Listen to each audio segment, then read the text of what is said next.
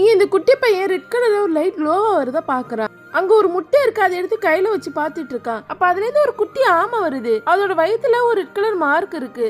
அந்த ஆமையை பார்த்துதான் அவனுக்கு ரொம்ப பிடிச்சி போயிடுது. இப்ப அவன் அதை வீட்டுல எடுத்துட்டு போய் வச்சிருக்கான். இப்ப அடுத்த நாள் கண்ணை முடிச்சு பாக்குறப்போ அது பெருசா இருக்கு. அந்த நேரமா பார்த்து அவனோட அப்பா அங்க வந்துடுறாரு. அவங்க அப்பாவுக்கு தெரியாம அந்த ஆமையை ஒளிச்சு வைக்க பாக்குறான். அப்போ டவலை போட்டு மூடுறான். அவங்க அப்பா அந்த டவலை துவைக்க போறேன்னு சொல்லி எடுத்துட்டு போறாரு. அப்ப அந்த ஆமையை அதுலதான் இருக்கும். இவன் ஏதாச்சும் ஆயிடுமோன்னு சொல்லி பயப்படுப்போ அந்த ஆமை அப்படியே பறந்து வருது. அத பக்கத்து வீட்டு பொண்ணும் பாத்துறா. உடனே அவன் கத்த ஆரம்பிக்கிறா. அப்ப அவன் சைகையிலேயே மாட்டி விட்டுறாதுன்னு கெஞ்சிரான். இப்ப அந்த பொண்ணும் எதுவும் நடக்காத மாதிரி விட்டுறா.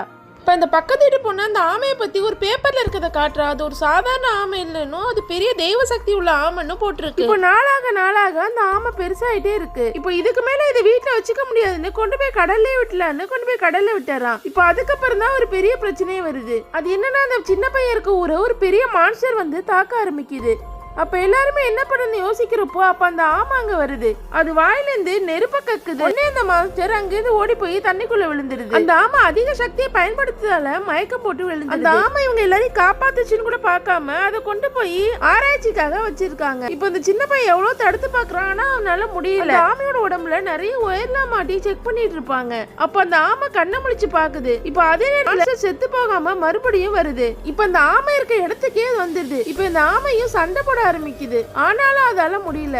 ஏன்னா அது உடம்புல இருந்த ஒரு ரெட் கலர் ஸ்டோனு அதுகிட்ட இருந்திருக்காது. அது அந்த குட்டி பையனோட ஃப்ரெண்டுக்கு உடம்பு சரியில்லைன்னு கொடுத்திருப்பான். அது இருந்தாதான் ஆமையால ஃபைட் பண்ண முடியும்னு அவனுக்கு தோணுது. உடனே அதை வாங்கலான்னு போறான். போற இடம் எல்லாம் ஒரே கூட்டமா இருக்கு. இப்ப அதே நேரத்துல அந்த சின்ன பொண்ணு நடக்கிற விஷயத்துல புரிஞ்சுக்கிட்டு அவளோட ஃப்ரெண்டு கிட்ட அந்த ஸ்டோனை கொடுத்து அனுப்பி வைக்கிறா.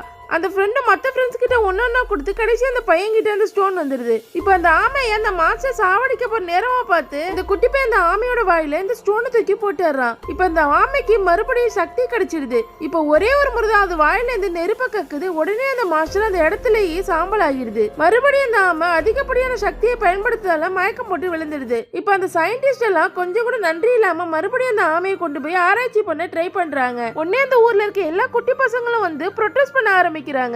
அதுக்கப்புறம் அந்த ஆமைக்கு மயக்கமா தெரிஞ்சது, அந்த இடத்துல இருந்து பறந்து போயிடுது. உங்களுக்கு இந்த வீடியோ பிடிச்சிருந்தா லைக் பண்ணுங்க. இந்த மாதிரி வீடியோஸ் பார்க்க மறக்காம நம்ம சேனலை சப்ஸ்கிரைப் பண்ணுங்க.